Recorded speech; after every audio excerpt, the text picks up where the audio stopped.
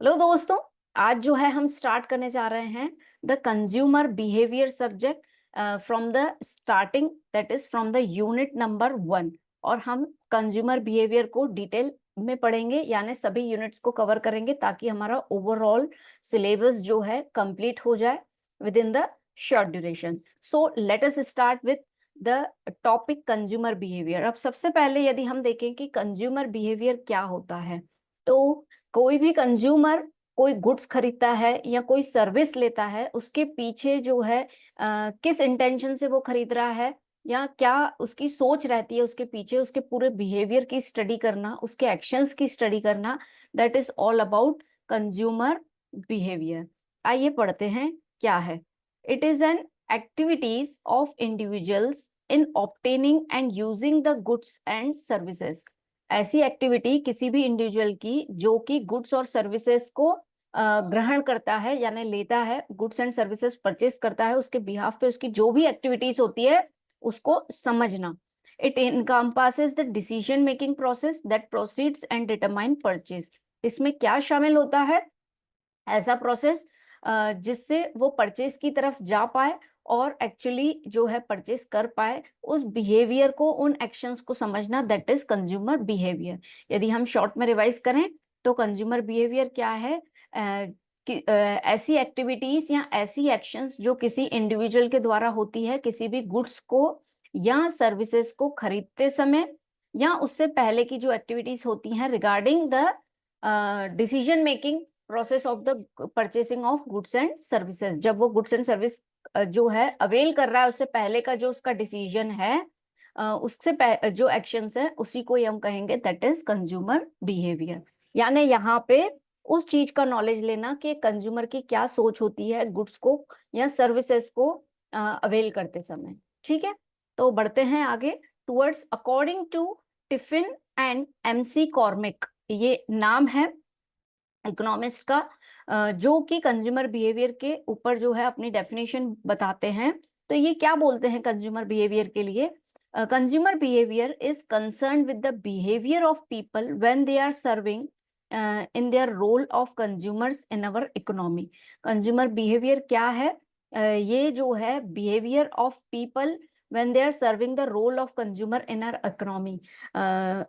Tiffin ji का कहना and कॉर्मिक जी का कहना यही है कि कंज्यूमर बिहेवियर ऐसा बिहेवियर है लोगों का जो कि एक कंज्यूमर का रोल प्ले करते हैं हमारी इकोनॉमी में। कंज्यूमर कौन होता है? जो अल्टीमेट यूज करता है उस प्रोडक्ट का, उसी को ही हम क्या कहते हैं? ही और शी इज एन कंज्यूमर। ठीक है, अब आगे बढ़ते हैं towards the characteristics of consumer behaviour. अब कंज्यूमर बिहेवियर के क्या फीचर्स हैं? क्वेश्चन पूछा जा सकता है कैरेक्टरिस्टिक्स के नाम से। नेचर ऑफ कंज्यूमर बिहेवियर क्या है, फीचर्स क्या है, या एलिमेंट्स क्या है, इस तरीके से यदि आपसे क्वेश्चन पूछा जाता है तो हम सेम वही डीलिंग करेंगे। तो सबसे पहले first of the feature of consumer behaviour is the need recognition. Consumer behaviour को समझने के लिए नीड को रिकॉग्नाइज करना जरूरी है। ऑब्वियसली जब कोई नीड होती है तो उसको सेटिस्फाई करने के लिए कोई ना कोई प्रोडक्ट जो है हम देखते हैं अवेल होता है। जैसे हमें भूख लगी है, यानी अगर हम हंग्री हैं तो हमें किसकी जरूरत पड़ेगी? फूड की। वैसे ही यदि हमें ऐसा लगता है कि we should have a personal safety, तो उसके लिए फिर हम किस प्रोडक्ट की तरफ भागेंगे? ऐसे प्रोडक्ट्स जो कि हमारे घर की सेफ्टी रख पाए, जैसे कि हम डोर्स या विंडोज अपने जो है प्रॉपर लगाएंगे ताकि जो है हमें सेफ्टी रहे। उसके भी बियॉन्ड यदि हमें जाना है और ज्यादा अपने सेफ पर्सनल सेफ्टी रखना है, तो वहां पे फिर हम क्या करेंगे? हम जाएंगे towards the lock of the door. तो इस तरीके से नीड रिकॉग्निशन करना जरूरी है, कंज्यूमर के बिहेवियर को समझना कि उसकी नीड क्या है। जब हम उसकी नीड को समझ पाएंगे तो जो है उस तरीके का प्रोडक्ट बन पाएगा। जैसे one of the best example ये है कि ड्यूरिंग द कोविड जो है, जब ऑफलाइन सेशन सब ऑफ हो गए थे, तो जो है ये नीड हुई कि अब स्टूडेंट्स तक जो है एजुकेशन किस माध्यम से जाएगा। तो जो है वहां पे एक नीड क्या बनी कि एजुकेशन की जरूरत है। तो वहां से जो है उत्पन्न हुआ ऑनलाइन एजुकेशन का बढ़ावा होना। तो नीड क्या थी? एजुकेशन।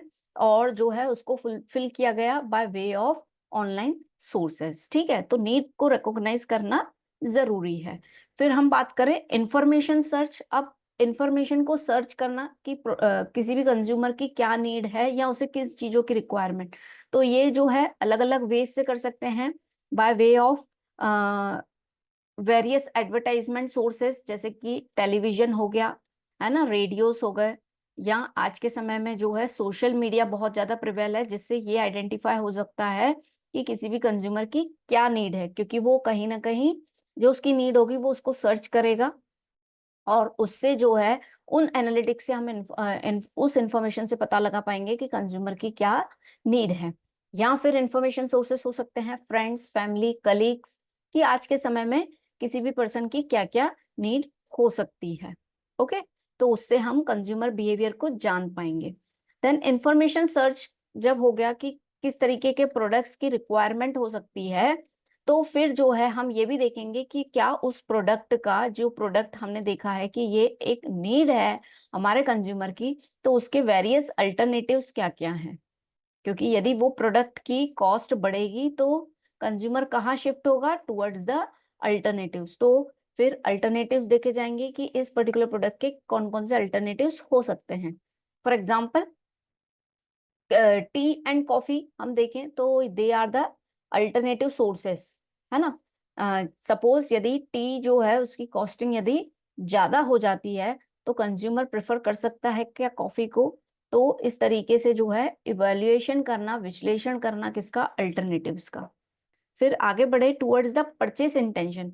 किसी भी कंज्यूमर का क्या इंटेंशन है किसी भी प्रोडक्ट को जो है खरीदते समय, किस उद्देश्य से वो खरीद रहा है, उसकी क्या रिक्वायरमेंट्स है, क्या वो प्रोडक्ट जो है उसकी नीड में आता है, कि वो जस्ट अपने कंफर्टेबल जोन के लिए वो प्रोडक्ट खरीद रहा है, कि वो कुछ लग्जरी चाहता है अपनी लाइफ में इसलिए वो प्रोडक्ट खरीद रहा है।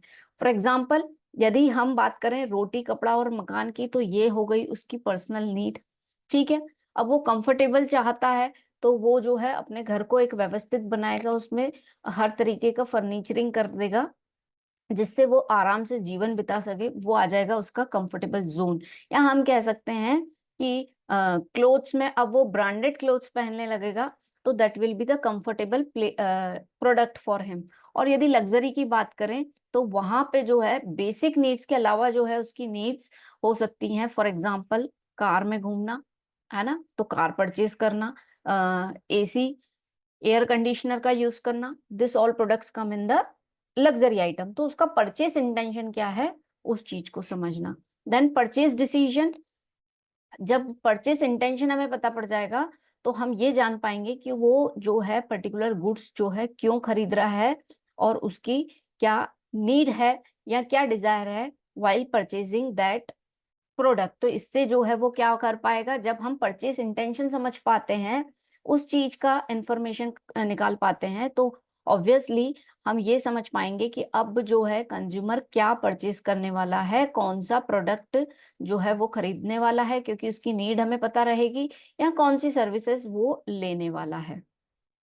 Okay, so let us see towards the post purchase behaviour. अब कंज्यूमर बिहेवियर में ये चीज भी समझना जरूरी है कि ऐसा नहीं है कि कंज्यूमर ने प्रोडक्ट खरीद लिया और बात खत्म हो गई। हमें परचेज, आफ्टर परचेज के बाद जो है कंज्यूमर का क्या बिहेवियर है, क्या वो गुड से सेटिस्फाई हुआ है कि नहीं, वो जानना। ओके, ये एंड नहीं है। पोस्ट परचेज बिहेवियर में हमने ये देखा कि वो गुड्स से सेटिस्फाई हो गया तो जो है गुड्स अच्छा है और हमने कंज्यूमर, नहीं, इसके बाद हमें ये भी देखना है क्या वो उस गुड्स को खरीदने के बाद वो खुश है कि नहीं। जब वो खुश होगा उस गुड्स को खरीदने के बाद, तो वो जो है उसकी माउथ पब्लिसिटी करेगा, यानी एक तरीके से क्या करेगा, वो उसकी एडवर्टाइजमेंट करेगा। ठीक है, तो इससे जो है प्रोडक्ट जो है और मार्केट में डेवलप होगा। किसी भी कंज्यूमर के बिहेवियर को एक्चुअली हम बात करें क्यों समझना जरूरी है, तो जब हम कंज्यूमर के बिहेवियर को समझ के कोई प्रोडक्ट बनाते हैं तो ऑब्वियसली मार्केट में उसकी अच्छी खासी नीड रहती है। Okay, so this are the characteristics of consumer behaviour. अब देखें हम स्टेप बाय स्टेप कि कंज्यूमर बिहेवियर को कैसे आइडेंटिफाई किया जाता है। सो सबसे पहले ये जानना, हु इज द कस्टमर। आपका कस्टमर कौन है, वो किस तरीके के प्रोडक्ट्स चाहता है ना। जैसे कि हमने अभी बात की थी टाइप्स ऑफ प्रोडक्ट में, क्या उसकी नीड के लिए प्रोडक्ट वो चाहता है, कि क्या उसके कंफर्ट के लिए चाहता है, कि क्या वो लग्जरी चाहता है। आपका कस्टमर कौन है ना, ये जानना। और कस्टमर में और भी वेरिफिकेशन हो सकते हैं। हो सकता है आपके कस्टमर, आपके प्रोडक्ट्स कुछ ऐसे हों जिसमें जो है बच्चे जो है आपके कस्टमर हो सकते हैं। इट कैन बी अडल्ट्स, या फिर हम उसको यंगस्टर्स कह देते हैं, और it can be old age people. तो अकॉर्डिंग टू द कस्टमर, जो आपके कस्टमर हैं पर्टिकुलरली, उन कस्टमर का बिहेवियर पैटर्न भी चेंज होगा अकॉर्डिंग टू देयर स्टैंडर्ड, जो भी उनका हो। जैसे बच्चे हैं तो उनको क्या चीजों की रिक्वायरमेंट होगी, टॉयज की, बुक्स की, है ना। वहीं अडल्ट एंड यंग्स की देखें तो स्पेशली उसमें भी फिर क्लासिफिकेशन होगा मेल एंड फीमेल में, है ना। तो सबकी नीड जो है अलग अलग रहेगी। तो यहाँ पे सबसे पहली स्टेप यही है कि हम ये समझें कि हमारा कस्टमर कौन है। फिर what does the customer want to buy. अब सबसे पहले जब हमने ये देखा कि हमारा कस्टमर कौन है, for example it can be children, it can be adults और यंगस्टर्स और ओल्ड एज, और मे बी अ मेल और अ फीमेल। तो जो है, अब हम जब हमें हमारा टारगेट ऑडियंस पता पड़ गया कि कौन हमसे गुड्स खरीद सकता है, तो ये कौन से गुड्स खरीदेगा, उसकी क्या रिक्वायरमेंट है, वो हम जान पाएंगे। What the customer want to purchase, जैसे कि हमने देखा कि बच्चों के केस में जो है उन्हें टॉयज, चॉकलेट्स, ये सब चीजें जो है अट्रैक्ट करती है, तो उस तरीके के प्रोडक्ट जो है फिर बनेंगे। फिर when does customer want to buy. अब कस्टमर जो है कब खरीदेगा, तो इट मे बी वेरी। कभी कभी सीजनल प्रोडक्ट रहेगा तो वो सीजन के अकॉर्डिंग चलेगा। यदि सीजनल प्रोडक्ट नहीं है, डेली नीड्स का प्रोडक्ट है, तो जो है कब खरीदेगा, ये होती है थर्ड स्टेप। सबसे पहले हमने ये जान लिया कि हमारा कस्टमर कौन है, फिर कस्टमर हमसे क्या खरीदेगा, हम कस्टमर कौन कौन से समय पर जो है हमसे वो प्रोडक्ट खरीद सकता है, फिर ये कौन सी प्लेस पे हमसे प्रोडक्ट खरीदेगा, where does customer want to buy. अब कस्टमर की जो नीड है, या उसको ये पता करना कि उसको क्या परचेस करना है, ये तो उसकी नीड और ये रिकॉग्निशन तो उसके घर पर ही हो जाता है। पर उसके लिए वो क्या करता है, कहाँ जाता है, किसी शॉपिंग सेंटर जाता है, और वहां से जो है कंज्यूमर गुड्स को खरीदता है। और आज के समय में तो ऑनलाइन साइट्स भी बहुत है जहां से वो शॉपिंग को अवेल कर सकता है। ठीक है। Then under what circumstances does the consumer want to buy, यानी कंज्यूमर ये हमें जवाब देगा कि कंज्यूमर कैसे खरीद सकता है, how consumer want to buy, किस तरीके से वो खरीद सकता है। This can be the last step of the consumer behaviour. ठीक है। तो हमने ये देखा कि कंज्यूमर बिहेवियर का क्या है, तो ऐसी एक्टिविटी किसी भी इंडिविजुअल की जो उसके परचेजिंग डिसीजन को इम्पैक्ट करता है, वो हमें बताता है कंज्यूमर के बिहेवियर के बारे में, जिसमें हमने उसके फीचर्स एंड स्टेप्स देखे। अब बढ़ते हैं आगे towards the determinants of consumer behaviour. Consumer behaviour को कौन से फैक्टर जो है डिटरमाइन करते हैं, यानी ऐसी कौन सी बातें हैं जो कंज्यूमर बिहेवियर के बारे में हमें बताती हैं। तो सबसे पहले पर्सनल फैक्टर हो सकते हैं, जो कंज्यूमर कोई प्रोडक्ट खरीदे या ना खरीदे वो इम्पैक्ट करते हैं। अब पर्सनल फैक्टर्स में क्या हो जाएगा, आपकी फैमिली लाइफ साइकिल कैसी है। फैमिली लाइफ साइकिल में यानी आप इंडिविजुअली रहते हैं आपके घर पे, है ना, और या फिर आप जो है एज अ जॉइंट फैमिली में रहते हैं, या फिर आप न्यूक्लियर फैमिली में रहते हैं। तो जो आपका फैमिली सर्कल रहेगा उस पर इम्पैक्ट करेगा कि आपको आपके प्रोडक्ट्स की रिक्वायरमेंट क्या है, तो वहां पे आपका बिहेवियर जो है आइडेंटिफाई किया जा सकता है एज अ कंज्यूमर का। ठीक है। अब यहाँ पे भी एज ग्रुप भी हो सकता है, जैसे अभी हमने बात की थी कि वो फैमिली लाइफ साइकिल हो सकती है कि उसमें जो है चिल्ड्रन हो सकता है मेल फीमेल एंड चिल्ड्रन हो सकता है ऐसा एज ग्रुप हो जहाँ पे डिपेंडेंट चिल्ड्रन हो with the father and mother. तो जिस तरीके की फैमिली लाइफ साइकिल होगी उस तरीके से बिहेवियरल पैटर्न्स चेंज होंगे ऑफ द कंज्यूमर कि उसकी रिक्वायरमेंट क्या है। फिर डेमोग्राफिक फैक्टर जो है इम्पैक्ट करता है कंज्यूमर के बिहेवियर की, यानी डेमोग्राफिक फैक्टर यानी पॉपुलेशन, मेजर पॉपुलेशन क्या चाहती है, किस तरीके के प्रोडक्ट चाहती है या सर्विसेज चाहती है, वो इम्पैक्ट करता है कंज्यूमर के बिहेवियर को। ठीक है। फिर आगे बढ़ें, इनकम लाइफ स्टाइल, इनकम किस तरीके की है आपके कंज्यूमर की। अगर कंज्यूमर की इनकम जो है हाई है तो ऑब्वियसली वो ऐसे प्रोडक्ट्स खरीदेगा जो कि हाई इन प्राइस हो सकता है, और वो नीड से आगे निकलेगा, वो कंफर्ट की तरफ भी जाएगा और लग्जरी की तरफ।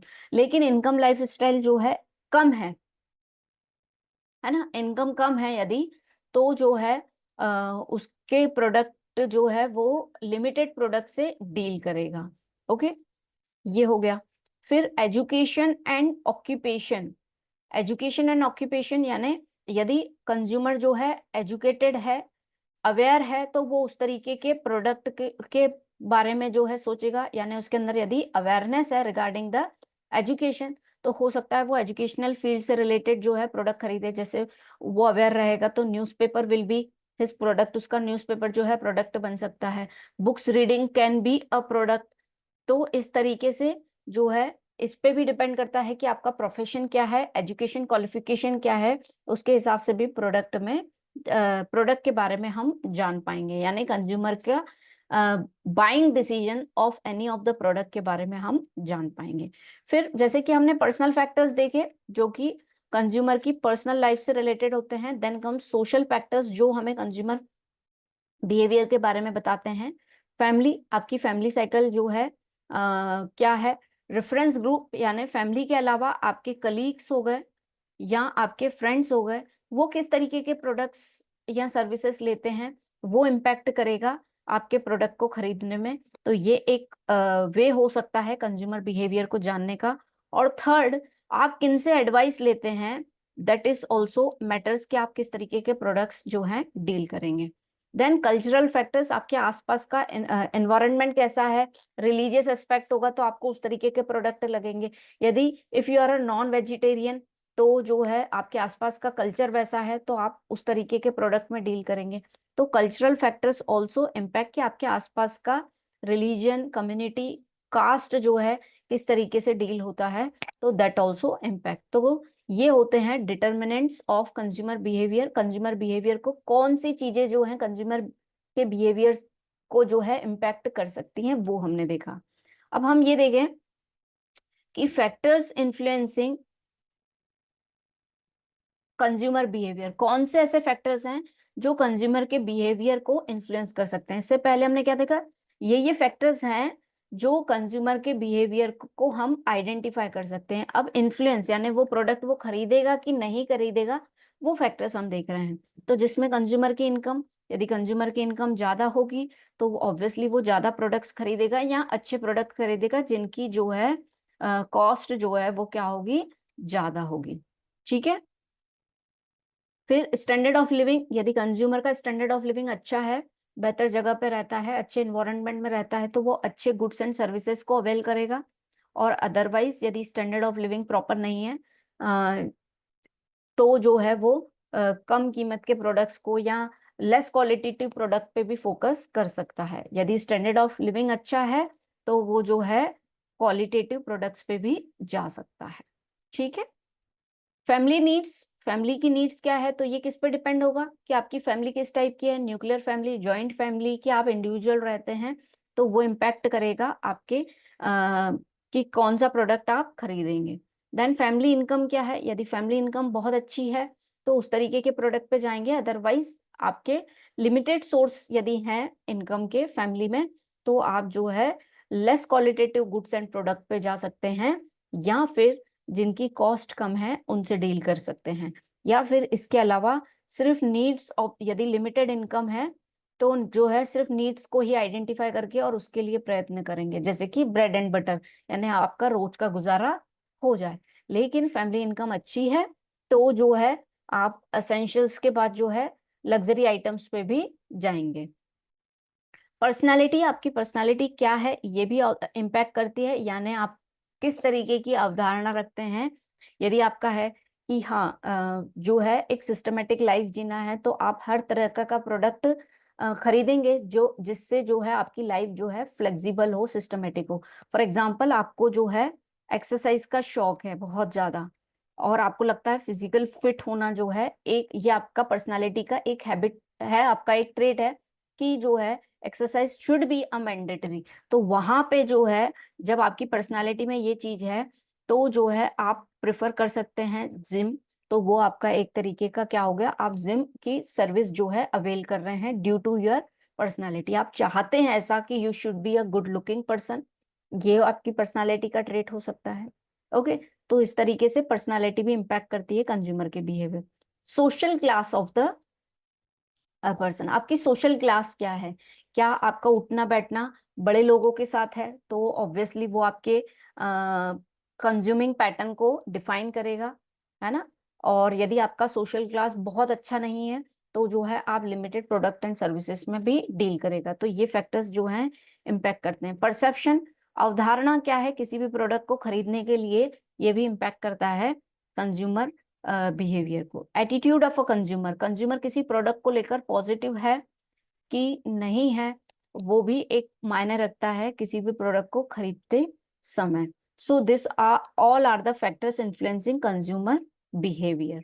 ठीक है, तो अभी हमने ये देखा कि डिटर्मिनेंट्स कौन कौन से फैक्टर्स हैं जो कंज्यूमर बिहेवियर को आइडेंटिफाई कर सकते हैं, और कौन से ऐसे फैक्टर्स हैं जो इन्फ्लुएंस करते हैं, यानी हो सकता है उससे कंज्यूमर बहुत अच्छे प्रोडक्ट्स भी खरीदे और हो सकता है बहुत कम भी खरीदे। जैसे कि उसका एक पार्ट हमने इनकम को देखें, तो इनकम अच्छी होगी तो प्रोडक्ट्स भी अच्छे खरीदेगा, इनकम कम होगी तो वो उतने प्रोडक्ट्स नहीं खरीद पाएगा। ठीक है, so this are the factors influencing consumer behaviour. Okay, now let us see, जैसे कि हमने ये समझा कि कंज्यूमर का बिहेवियर क्या होता है, तो अब उसके बाद कंज्यूमर खरीदता क्या है, प्रोडक्ट। अब प्रोडक्ट क्या होता है, तो प्रोडक्ट जो है कैन बी अ कमोडिटी और सर्विस और a combination of various goods and services. Product क्या है, एक तरीके का या तो कोई गुड्स हो सकता है या कोई सर्विस हो सकती है, या इनका कॉम्बिनेशन भी हो सकता है, जो कोई भी पर्सन खरीदता है और उसके एक्सचेंज में या उसके बिहाफ में क्या देता है, आपको अमाउंट देता है यानी मनी देता है, तो उसी को ही हम क्या कहते हैं, product. It should satisfy the needs and desires of a consumer, और वो जो है प्रोडक्ट कंज्यूमर की नीड्स एंड डिजायर्स को सेटिस्फाई करे, that is known as product.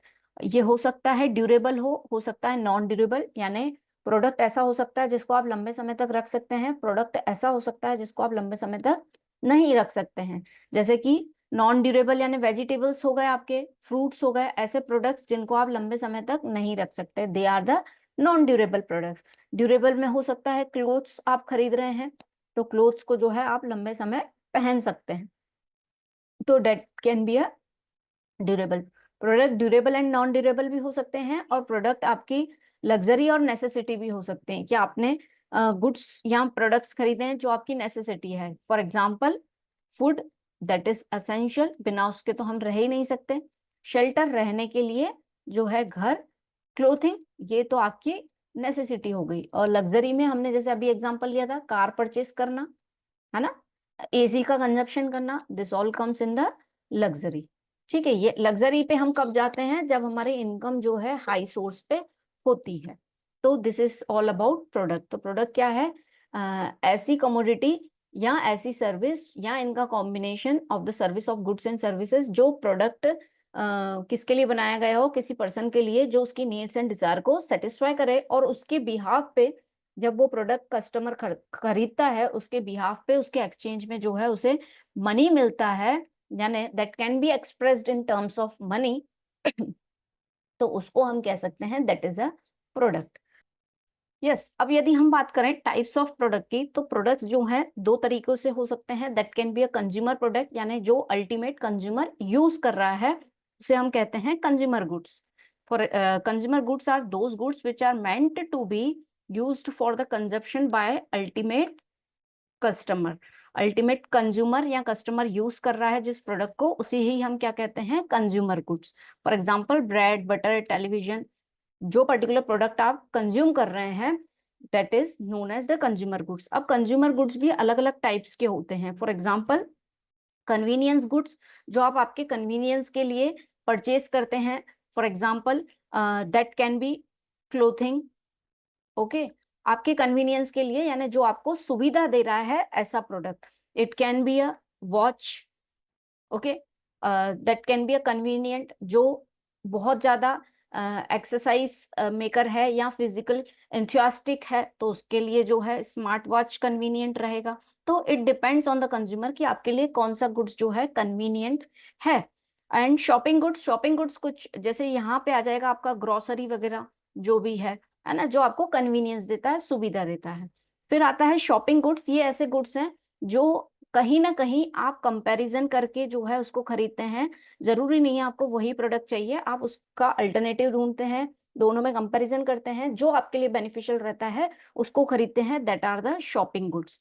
फिर speciality goods are those products that will deal in the brands में, जो डील करते हैं जिसके स्पेशल ट्रेड्स रहते हैं, that are the speciality good. And on unsought goods यानी जो इन सभी कैटेगरीज में नहीं आते हैं, वे सभी जो है अनसॉर्ट गुड्स में आ जाएंगे। ऐसे प्रोडक्ट्स जो इन सभी कैटेगरीज में नहीं आते हैं, that are the unsorted goods. ठीक है, जिनको हम पर्टिकुलरली किसी कैटेगरी में नहीं डाल पाते हैं, उसी को ही हम कहते हैं अनसॉर्टेड गुड्स। अब टाइप्स ऑफ प्रोडक्ट में एक होता है आपका कंज्यूमर गुड्स, दूसरा होता है इंडस्ट्रियल गुड्स। ये जो है ऐसे गुड्स हैं या तो वो फर्दर प्रोसेसिंग के लिए बनाए जाते हैं या उनको जो है दूसरे बिजनेसमैन परचेज करते हैं for the further production purpose. That are the industrial goods.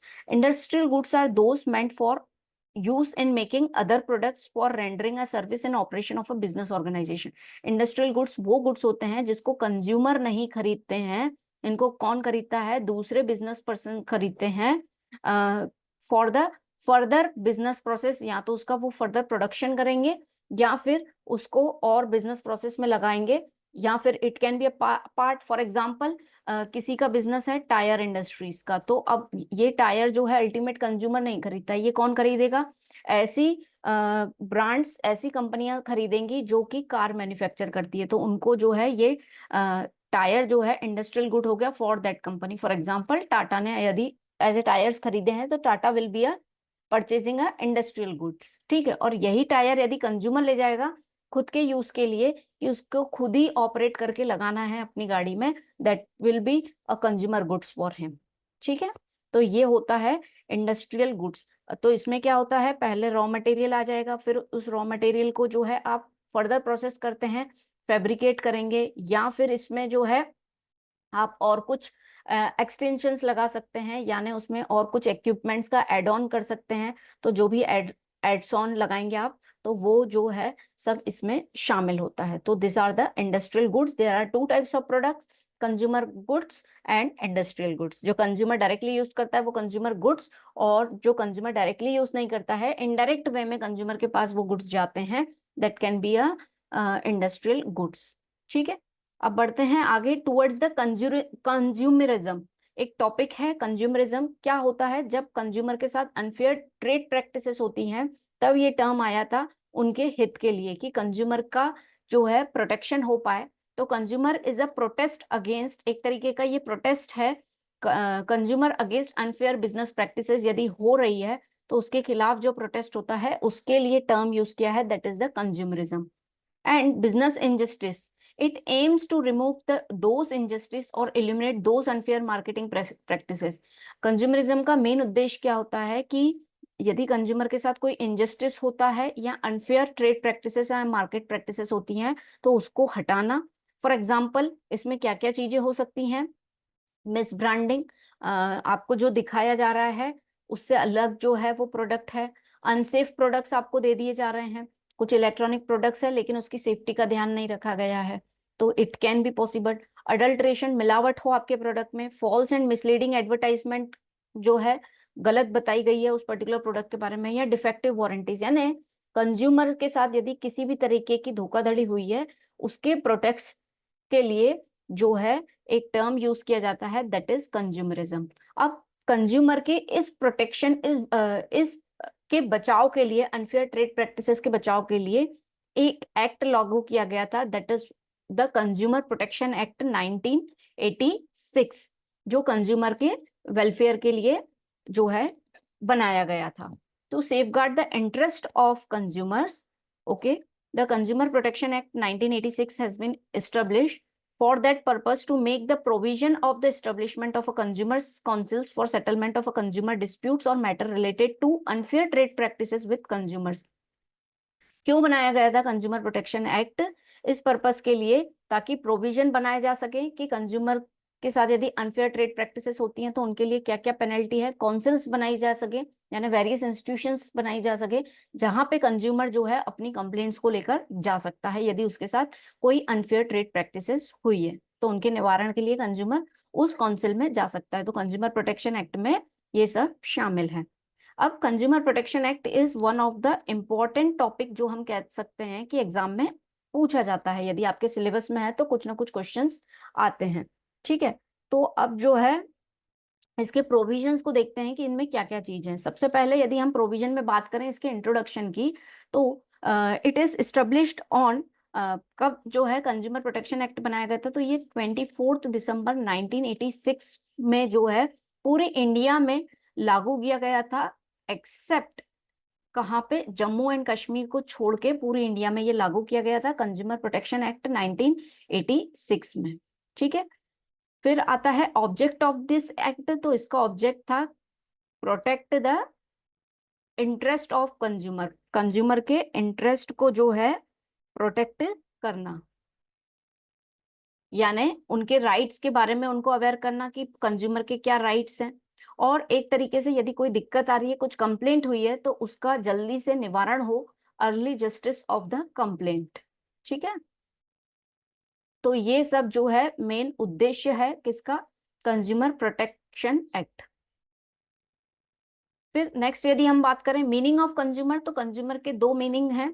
एक तो कंज्यूमर ऑफ गुड्स हो सकता है, तो कंज्यूमर ऑफ गुड्स में क्या आ जाएगा, ऐसा पर्सन जो कि गुड्स को परचेज कर रहा है और उसके बिहाफ पे जो है मनी एक्सचेंज दे रहा है, यानी कोई पर्सन है जो गुड्स खरीद रहा है और उसके बिहाफ पे जो है मनी एक्सचेंज कर रहा है, यानी उसके बिहाफ पे पैसा दे रहा है, that is the consumer of goods. और दूसरा हो जाएगा आपका consumer of service, consumer of service, यानी ऐसा पर्सन जो सर्विस ले रहा है किसी पर्सन से, आउटसाइड पार्टी से, और उसके बिहाफ पे उसका पेमेंट कर रहा है या मनी दे रहा है, उसे हम कहेंगे consumer of service. For example insurance service आप किसी से ले रहे हैं तो आप किस कैटेगरी में आ गए, कंज्यूमर ऑफ सर्विस की कैटेगरी में।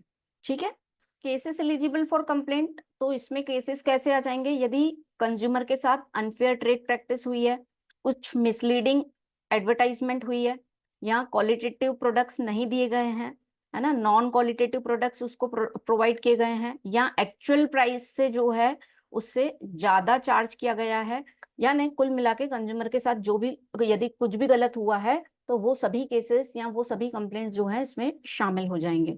फिर कंज्यूमर प्रोटेक्शन काउंसिल, कंज्यूमर के प्रोटेक्शन के लिए दो काउंसिल्स बनाई गई है, एक नेशनल लेवल पे बनाई गई है और एक जो है स्टेट काउंसिल बनाई गई है, जिससे जो है कंज्यूमर अपने हित के लिए जो है अपनी कंप्लेंट्स लेकर जा सकते हैं। फिर कंज्यूमर के निवारण के लिए जो है रिड्रेसल एजेंसीज बनाई गई हैं, that will be the district forum कहलाती है, जो डिस्ट्रिक्ट लेवल पे काम करती है। यदि आप कंज्यूमर के साथ थोड़ा बहुत कुछ नुकसान हुआ है तो वो डिस्ट्रिक्ट लेवल पे उसको सॉर्ट करवा सकता है। दूसरा जो है स्टेट फोरम होता है, और थर्ड जो है नेशनल फोरम कहलाता है या नेशनल कमीशन कहलाते हैं। ठीक है, तो यहाँ पे जो है यदि आपका कंपनसेशन, यदि कोई बहुत बड़ा नुकसान हुआ है और डिस्ट्रिक्ट लेवल पे आपका सॉल्व नहीं हो रहा है छोटे लेवल पे, तो आप स्टेट लेवल पे जाएंगे, स्टेट पे नहीं हो रहा है तो आप नेशनल लेवल तक जा सकते हैं। नेशनल लेवल फोरम में जो है सुप्रीम कोर्ट के जज जो है, जो रह चुके हैं या हैं, वो चेयरमैन रहेंगे, तो बड़े लेवल की कंप्लेंट जो है नेशनल लेवल पे भी फिर सॉर्ट हो सकती है। तो ये हो गए provision of consumer protection act.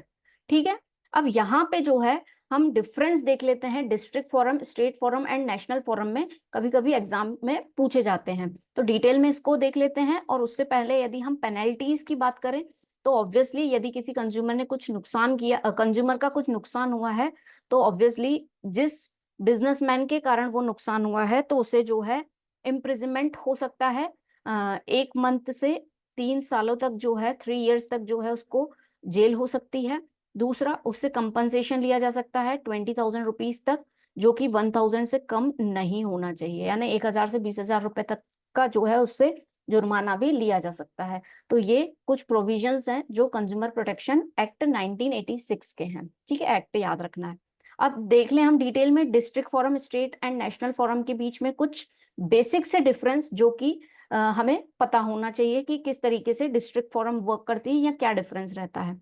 सबसे पहले कंपोजिशन की बात करें तो डिस्ट्रिक्ट फोरम में 3 मेंबर्स रहते हैं, जिसमें से एक जो है फीमेल मेंबर होना जो है कंपलसरी है। इस तरीके से इसका कंपोजिशन रहता है, ठीक है। वहीं यदि हम बात करें तो यहाँ पे भी स्टेट कमीशन में भी 3 मेंबर्स जो है होने चाहिए, जिसमें से एक जो है फीमेल मेंबर आपका होना चाहिए। फिर नेशनल कमीशन की यदि हम बात करें तो नेशनल कमीशन में 5 मेंबर्स होते हैं, जिसमें से एक जो है फीमेल होती है, और जो चेयरमैन होता है एक, that can be a male और फीमेल। चेयरमैन जो होता है वो सुप्रीम कोर्ट का या तो जज हो चुका होता है, पहले कभी हुआ है, या फिर अभी प्रेजेंट में सुप्रीम कोर्ट में जज है, तो he will be the chairman of that commission. Okay, और यहाँ पे 3 मेंबर्स में से भी एक चेयरमैन रहेगा, और इसमें भी एक चेयरमैन रहेगा, और एक फीमेल मेंबर होना जरूरी है। तो ये इसका कंपोजिशन हो गया। टर्म ऑफ ऑफिस की यदि हम बात करें तो कितने समय तक जो है यहाँ पे आप काम एज अ ऑफिसर जो है वर्क कर सकते हैं, तो 5 इयर्स और 65 इयर्स, जो भी पहले हो जाए, विच एवर इज अर्लियर। यदि आपकी एज 65 होती है और 5 साल तक आपने काम नहीं किया है तो आप रिजाइन करेंगे, और यदि आपने 5 इयर्स कंप्लीट कर लिए हैं लेकिन आपकी एज 65 नहीं हुई है तो भी जो है आप resignation which ever is earlier, तो इतने समय का आपका ड्यूरेशन रह सकता है। स्टेट कमीशन में 5 इयर्स टू 67 इयर्स रहेगा, विच एवर इज अर्लियर। और वहीं नेशनल में 5 इयर्स या फिर 70 इयर्स की आपकी एज रहे। 5 इयर्स क्या है, ये ड्यूरेशन की बात हो रही है, 5 सालों तक आपने काम किया है, 5 इयर्स तक, या फिर आपकी एज जो है 65, 67 या 70 इन द नेशनल कमीशन के केस में, ठीक है। अब बात कर लेते हैं इसके कंपनसेशन की। कंपनसेशन कितना मिल सकता है या कितने तक का जो है पेनल्टी जो है डिस्ट्रिक्ट लेवल तक सॉल्व हो सकती है। तो कंपनसेशन जो है 5 लाख रुपीस तक का जो है, यदि इशू है तो 5 लाख रुपीस तक का कंज्यूमर फोरम में जो है, डिस्ट्रिक्ट फोरम में जो है मिल सकता है। यस, अब यदि हम बात करें कंपनसेशन की, तो कंपनसेशन जो डिस्ट्रिक्ट फोरम में है that could be up to 5 lakh rupees. 5 lakh rupees तक का कंपनसेशन जो है आपको डिस्ट्रिक्ट फोरम में मिल सकता है।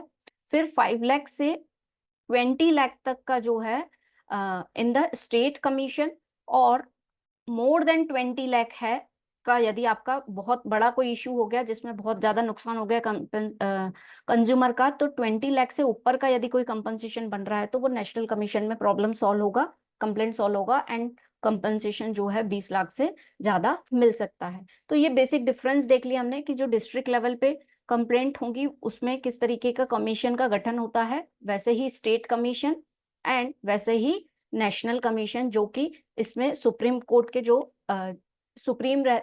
पहले जज रह चुके हैं या अभी हैं, he will be the chairman of that commission.